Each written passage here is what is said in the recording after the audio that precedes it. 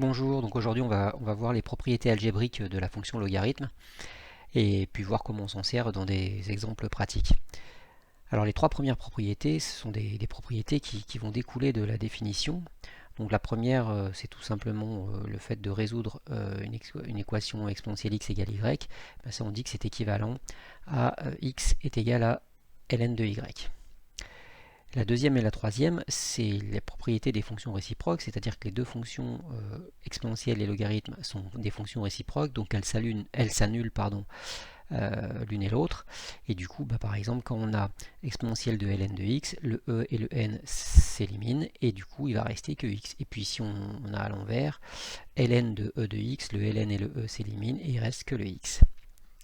Alors ce qui va nous intéresser, c'est vraiment les propriétés suivantes, c'est-à-dire qui sont les propriétés contraires de la fonction exponentielle. Donc on a par exemple ln de AB est égal à ln de A plus ln de B, c'est-à-dire que la multiplication qui est à l'intérieur du logarithme se transforme en une addition qui est à l'extérieur. On a ln de A sur B qui est égal à ln de A moins ln de B, c'est-à-dire que la division qui est à l'intérieur du logarithme se transforme en une soustraction à l'extérieur. De la même façon, on a ln de 1 sur A est égal à moins ln de A, puisqu'on a vu que ln de 1 était égal à 0. Et puis, si on applique la propriété de l'addition, donc ln de AB égale ln de A plus ln de B, on a ln de A puissance n est égal à n ln de A. C'est-à-dire que ln de A puissance n, si on l'écrit ici, A puissance n, c'est égal à A fois, etc. fois A. Et du coup, ça fait n multiplications qui sont transformées en n additions. Et du coup, on a un n en facteur qui sort et ça fait n ln de A. Et la dernière propriété qui est un peu bizarre, c'est que ln de racine de A est égal à 1 demi de ln de A. Pourquoi? Parce que la fonction racine carrée, c'est la réciproque de la fonction carrée. Donc si on a ln de A au carré, ça va être égal à 2 ln de A. Donc si on a ln de racine de A, ça fera le contraire de multiplier par 2, c'est-à-dire qu'on va diviser par 2. Donc c'est pour ça que ça fait 1 demi de ln de A. Alors, on va voir un peu comment on peut utiliser toutes ces propriétés dans divers exemples. Premier exemple, résoudre exponentielle de 5x plus 1 est égal à 3. Alors on va utiliser la première propriété. Donc on va dire que cette équation va être équivalente à 5x plus 1, c'est-à-dire ce qui est dans l'exponentielle, est égal à ln de 3. Donc on supprime l'exponentielle et on fait le contraire de l'autre côté, donc on fait logarithme. Et ça va être équivalent, on va faire passer le 1 de l'autre côté et le 5, donc ça va nous donner x est égal à ln de 3 moins 1 sur 5. Deuxième exemple,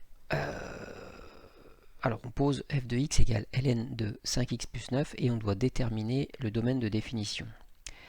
Alors on a vu que la fonction logarithme était définie sur l'intervalle 0 plus l'infini ouvert.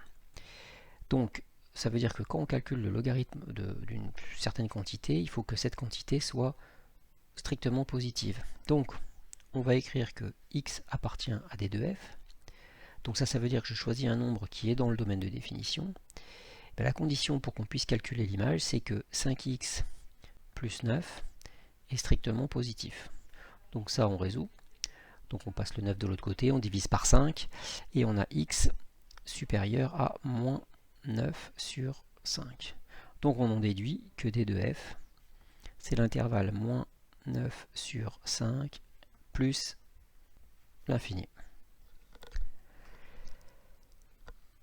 Troisième exemple, on doit résoudre ln de 5x plus 9 est égal à 4. Alors là, c'est le contraire du premier exemple.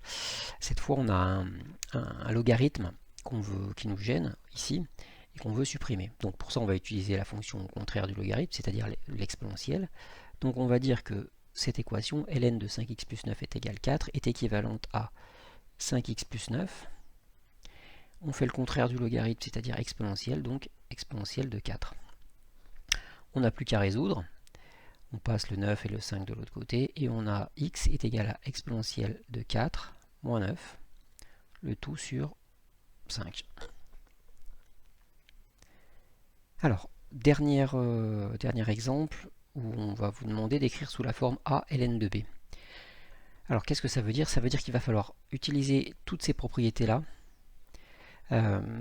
et trouver des tables, c'est-à-dire évidemment remplacer les nombres a et b par les lettres pardon, a et b par des nombres, et trouver des tables qui correspondent.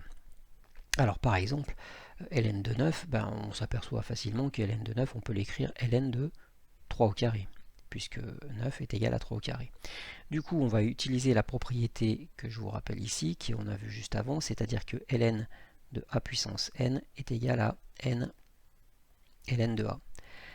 Donc ici, le a est égal à 3 et le n est égal à 2. Et du coup, on peut écrire ça de ln de 3. Alors on va faire la même chose avec 100. ln de 100, ben on peut dire que c'est ln de 10 au carré. On va appliquer le même principe, donc ça va nous faire 2 ln de 10. Et puis contrairement au grand A, 10, on peut encore l'écrire sous la forme d'une table, c'est-à-dire qu'on peut écrire 10 comme 2 ln de, par exemple, 2 fois 5. Donc on va utiliser maintenant la propriété ln de AB est égal à ln de A plus ln de B, avec AB est égal à 2 et 5. Et on va avoir la chose suivante, donc le 2 qui était au début qui est en facteur, donc facteur de ln de 2 plus ln de 5. Et ça va nous donner 2 ln de 2 plus 2 ln de 5. Et on a bien écrit ça sous la forme de a ln de b, et puis encore un autre a ln de b. Alors pour le c, ça va être le même principe, mais avec en plus une fraction. Donc, il va falloir trouver une table dans 27 et dans 50. Et puis utiliser la dernière formule, c'est-à-dire ln de a sur b est égal à ln de a moins ln de b. Alors ici, ln de a et b sont 27 et 50, donc ça va nous donner ln de 27 moins ln de 50. Alors maintenant, il faut trouver une table dans 27. Alors 27, c'est par exemple 3 fois 9, mais on peut faire mieux, puisque 9, c'est 3 fois 3. Du coup, 27, c'est 3 puissance 3. Et 50, eh bien, on peut écrire, par exemple, c'est 2 fois 25. Et puis, sachant que 5, 25, c'est 5 au carré, on peut écrire ça sous la forme ln de 2 fois 5 au carré. Alors, pour le premier, ben, on va écrire que ça va faire 3 ln de 3. Et ici, on va d'abord utiliser la formule, celle-là. C'est-à-dire avec a est égal à 2 et b égale à 5 au carré. Donc ça va nous faire moins ln de 2 moins ln de 5 au carré. Alors il faut faire attention, c'est que le moins qui est ici s'applique à tout le reste. Donc c'est pour ça qu'on a 2 moins. Et puis on continue, donc ça nous fait 3 ln de 3 moins ln de 2 qui ne change pas. Et puis ln de 5 au carré, ça nous donne moins 2 ln de 5. Et puis on ne peut plus rien faire.